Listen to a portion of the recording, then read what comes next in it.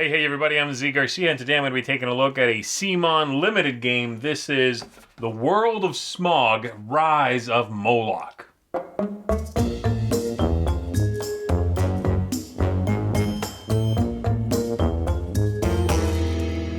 This is an all versus one game in which one player is going to be representing the forces of evil, trying to bring about the resurgence, the rise of Moloch, of course, an evil deity.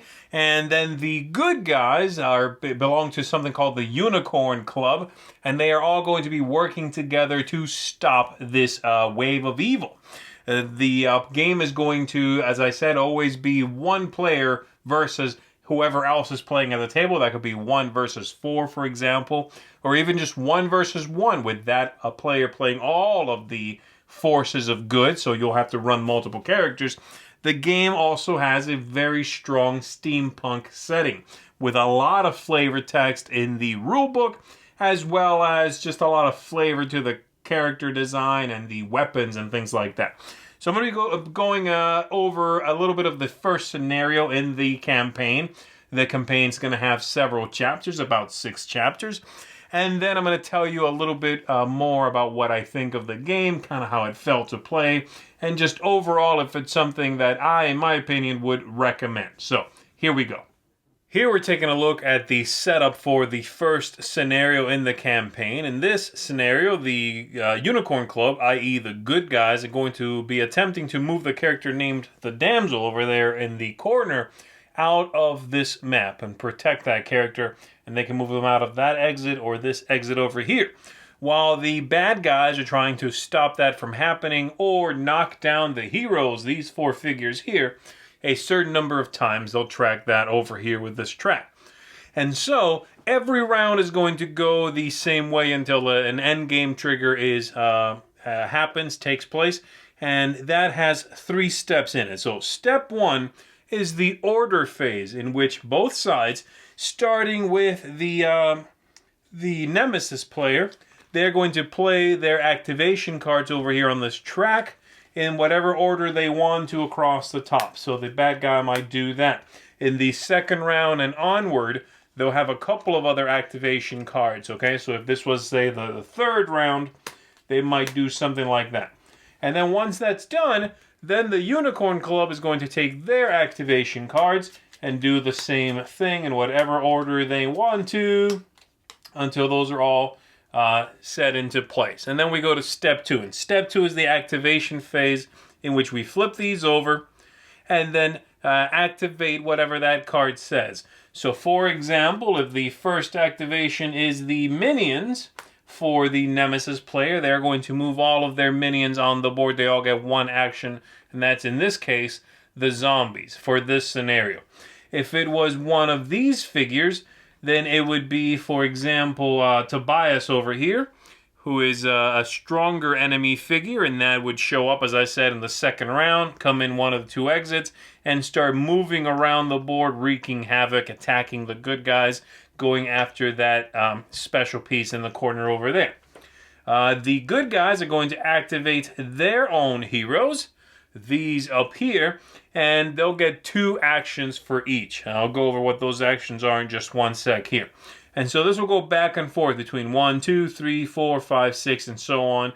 If one side runs out of cards, then we just continue going down with the other side and until that whole phase is resolved. And then we go to the wrap-up phase, step number 3, in which we simply check if the chapter special instructions have been triggered, anything like that. We collect the activation cards back, and we start the next round. Another thing in this game that is a big part, an integral part of the design, is the idea of ether. That's these tokens right here, and the good guys are going to start with some of it. They have abilities that use it. You can trigger by paying some of those. They begin with one of these upgrade cards. They begin with some innate abilities, and they will also have a role given to them at the beginning of the game that's going to allow for some special powers. The way this works is whenever a player chooses to spend some of this ether to activate some special ability, they take that ether and give it to the Nemesis player, who is going to assign it to one of their cards down there, and they'll be able to trigger those abilities against the good guys. So the more you do as the Unicorn Club, the more likely you are to find resistance along the way, though it is necessary to oftentimes spend your ether to simply, have a better turn. You'll also find on this map a few other things of interest. You'll have points A and B over here that are going to be weapon supplies. A Unicorn Club character could go there, spend a point, and draw some cards, some beneficial equipment and gear. And there's also point C over there that represents a fire extinguisher that can be used to put out fire. It can quickly spread and create a lot of chaos. Speaking of chaos, the Nemesis player over here has a deck of cards called the Chaos cards, and these are going to be drawn based on their special abilities and played onto our heroes in order to limit their abilities and hinder them along the way. So there's that deck of cards. And we've also got over here a Torment deck that is going to be drawn from whenever the heroes fall below a certain amount of health. And again, these are going to hinder their progress in the story. Here we've got the cards that the Nemesis player is going to be using to activate their figures. These are the ones used in this scenario anyway. And they've got the one with the minions that activates every zombie on the board. They've got Emerson, one of the two special characters in the game. One of the two, what are they called? Agents. One of the two agents in the game. Here's the other one, Tobias. And then a Chaos card. The way this works is every time they activate one of these, if it's an agent, they can take 2 actions with that character. The minions, each one takes 1. And whenever they do one of these, they can activate one of these special abilities if they have the proper ether to do so. When the Chaos card is revealed, they may activate every special power once. So they all may go off when the Chaos card is the one that's revealed. So that's what these are for. The player's also going to have reference cards for all of these larger cardboard pieces here. And these are double-sided, so at the beginning of the game, the player can decide what kind of shambling zombies they like, which special power to give to Emerson, this one or this one, and so on for the other things. There's also the possibility for flaming zombies to make an appearance in this scenario. So that's what these are for. Here are the powers that the Nemesis player can trigger. So we've got 2 basic ones, and then these will grow over the campaign of the game. So they could, spend 1 ether here, draw 1 Chaos card. They have 2, so they could do that. And they would draw 1 of these, giving them a special power whenever they choose to play this card. They have activate up to 2 minions over here, and this one over here, which is spawn up to 2 minions adjacent to an agent, they would not be able to trigger yet. They don't have the necessary ether to trigger that quite yet, but as soon as the other side spends 1 and gives it to them, they could then choose to put it there, and they'll be able to trigger that ability. So that's the way those work. These over here on the side are only used in between sessions of the campaign. And that is employing this board over here, which is going to be in play. In between, there's sort of a phase that takes place in between one scenario and the next, in which one side, the good guys, are going to gather upgrades, possibly more equipment, take arsenal, things like that. And the more they do on this board, the more points that the Nemesis is going to have to start the next scenario with some boosts. And that's what this chart over here is for, okay? So you don't really need to worry about that in-game, but that's what it's there to do. Now for the good guys in our story here, we've got 2 characters there. Here are the other ones that you might or might not have in the scenario. As I said, you're going to be using 4 of these.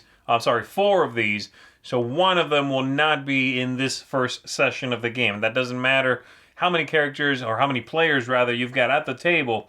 You must use 4 of the good guys here, being run by, however many players you've got at the table. That's how you'll divvy these up. And so again, once they get activated, the player is going to be able to take 2 of those actions with them. So for example, we've got over here this character who begins with a shotgun. He's also got some whiskey here. He's got a bonus that he began with, an upgrade to his class. And he also is given a role in the game. someone is the leader, and then all of the other ones can be divvied out however you choose. So, for example, we have our executioner here, who has a special reroll ability. So, for example, when it's his turn, he might discard this, gain 2 ether. So he's going to get rid of his whiskey. He would gain 2 ether to bring his total up to 3. He might then decide, I'm going to shoot this character here, Emerson. I think that's Emerson. And so I would then figure out how many dice I roll and so forth. So his trigger is 3. So I'm going to be rolling 3 dice. I might also choose to activate my shotgun. So my shotgun is going to give me +1. And then also if I spend an ether, let's say I do that and give it to the Nemesis player, I'm going to roll an extra die and I'll have the knock down ability. So I'll knock that character down if I hit. So I grab all these, I make my roll, I check all of my other powers and so forth. I would roll that and I would see how I did. So this is actually a really bad roll because a lot of these are misses. These are for defense only. So this hit here is 1 hit. The plus only matters if something is boosting me.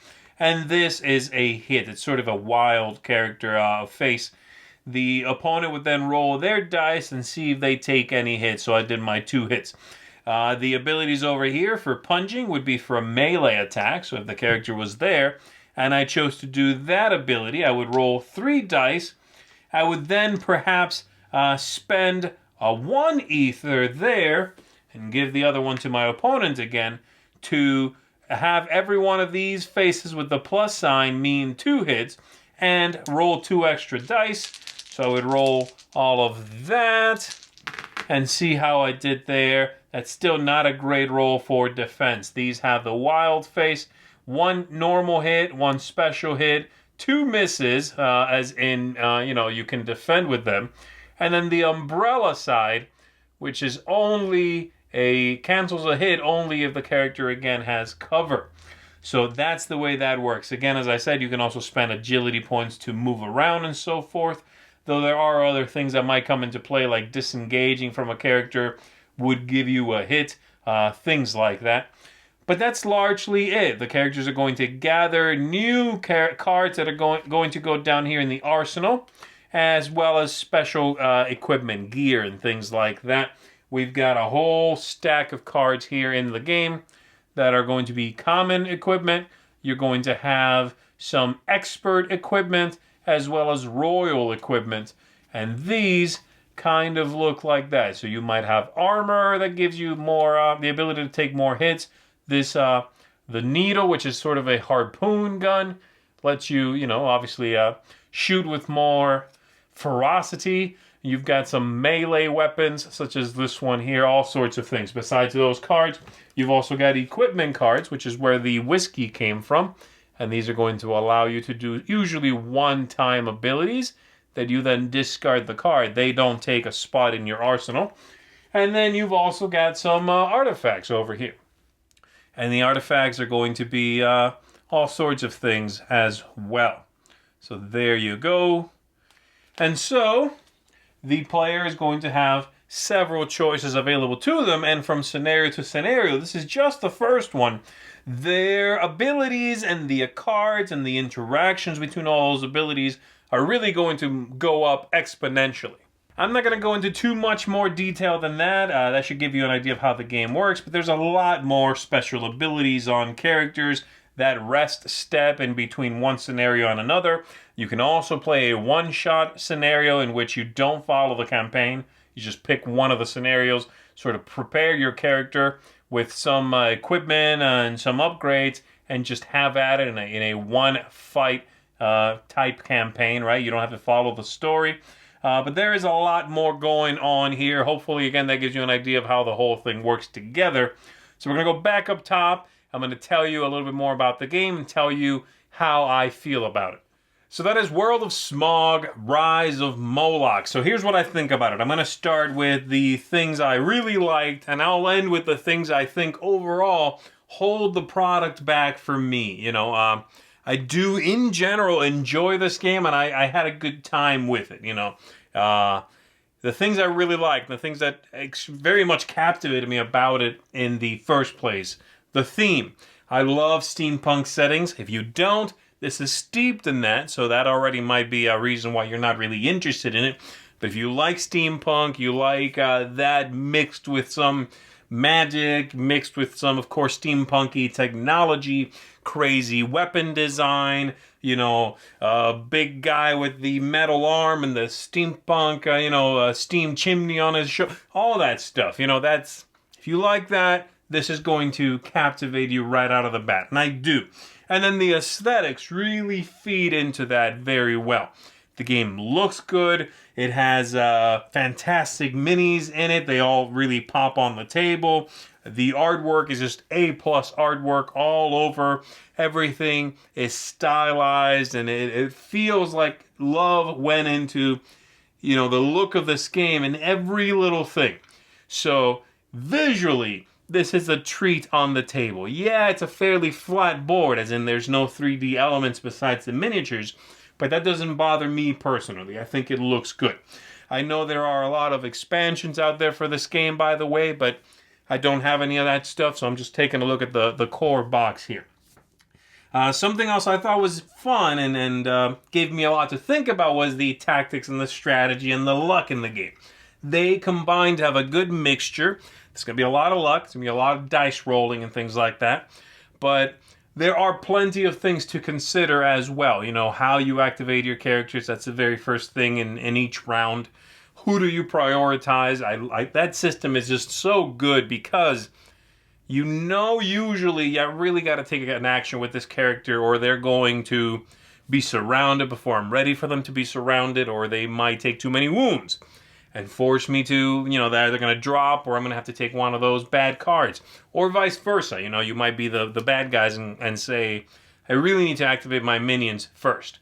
Even though that leaves this agent over here in peril, And that's just brilliant. But then, obviously if you prioritize someone, there's someone else who's going to be later in that activation phase, and they're going to possibly be in trouble. That's great. And then, of course, what actions you take on all of that. And then as you're playing the campaign, if you choose to do so, how you upgrade, what you upgrade, that's all going to give you lots to think about. I like that. Now, things I thought sort of, hindered the game for me a little bit. Replayability. The game, as I said, has, basically 6 scenarios. There's 6, scenario 6 has parts A and B, but it's basically 6 scenarios. And it tells a good tale, sort of, behind the scenes. It tells you a good story, and then you play part of that story. That's fine. But the replayability just didn't really feel like it was there for me. The game is certainly made with campaign play in mind, first and foremost. Yes, you can play one of those one-shot scenarios, but doing that just isn't as involving for me. I like the idea of investing in these characters and this one person getting, upgrades, and then next time at the next fight, that I'm going up against, maybe if I'm playing the good guys, I'm going up against this one baddie that wasn't in the previous scenario. Or as the baddies, trying to build up more and more special abilities, that sort of thing. So I like that a lot. But the scenario is fairly short, and it's not the kind that I'm tempted, I'm driven to start again. So having played through it, I sort of feel like, okay, I'm done, and without any expansions to it, I don't feel a major drive to revisit it and go through it all again. It's a fairly lengthy campaign. You're looking at each scenario being between 90 minutes and 2.5 hours or so. So you're going to get a lot, but once you've done it, I don't feel a lot of, excitement about returning to it. Game length. I just mentioned a little bit of the game length. There are several of those scenarios that I feel for what you are doing in that scenario do outstay their welcome. I wish they were a little bit punchier. I would have loved to have seen shorter scenarios that, and that way you can have a few more of them. I would have loved to have seen, say, 10 scenarios, 12 scenarios, and each one is 90 minutes. A guaranteed 90 minutes, not possibly 90 minutes. Or even an hour, right? That's okay. I think that would have been great. And then you can get in there and just boom, boom, boom, boom, knock each other out, all this happening. As it is now, there's a lot of sort of cyclical turns. You know, this person falls a little bit, I heal them up. You know, in this scenario, she's trying to run away, and then she runs this way. Yo, you bring in a character, okay, I'll run back this way. So there's a lot of that. They do outstay their welcome. And then lastly, ease of play. The ease of play is going to be fine during the first scenario, and while it goes through the campaign, it really compounds, especially with a lower player count, which is why I don't really recommend a lower player count for this game. I think whoever is playing the good guys is going to have a very tough time keeping track of everything their characters can do 4 scenarios into the campaign. Because each one of them is going to have so many upgrades, so many abilities, so many little rules and things and activation triggers that you will miss. That if you're splitting that up against several players at the table, then yes, you can take care of that, and you'll just do very little early in the game, early in the campaign, I should say. And then later on, you've got cool things to trigger. But boy, is it tough to manage everything, and then the ramp up effect is pretty strong, which on the one hand, you're like, oh, that's good, I want to be able to do different things. Yeah, but a lot of little rules still turns out to be easily missed stuff shows up at the table, and I don't like that. I don't like games that the way in which they give you different strategies and paths and tactics is by giving you, there's 14 little things you can do. That means I'm going to miss something. So that holds it back for me, that idea. There's also a few other minor things I don't like. Line of sight rules are kind of annoying, and they're fine. It's not that they're not clear. There's just, the ability to shoot through windows and stuff like that, and the cover rules are a little bit annoying, things like that, overall. So I like the game. I had a good time playing it. I'm not sure I'm going to be returning to it, is where I'm at right now. Maybe if there were expansions, I would be tempted to set up the game again with new baddies or good guys or whatever and try it some more. But as it is right now, I've gone through the campaign and I feel like I'm good. I'm satisfied and kind of done with it, This is still going to get a seal of approval from me because I do think it's a robust game, with a few minor issues. The rulebook's also a little iffy, by the way, and the player aids, I was able to find some better ones online than the ones included in the box here. So if you have the game, definitely look for those.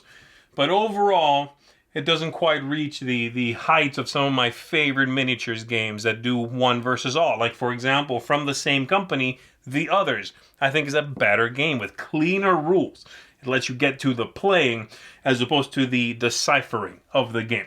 So there you go. Seal of approval still, though, because I do think it is a wonderfully thematic steampunk game, and I think a lot of folks out there are going to have a good time with it. So there you go. That is The World of SMOG, Rise of Moloch. Thanks for checking this out with me. I'll see you on the next one. Thanks so much for watching the Dice Tower videos. Find more great videos and reviews, as well as our top-rated audio podcast at Dicetower.com.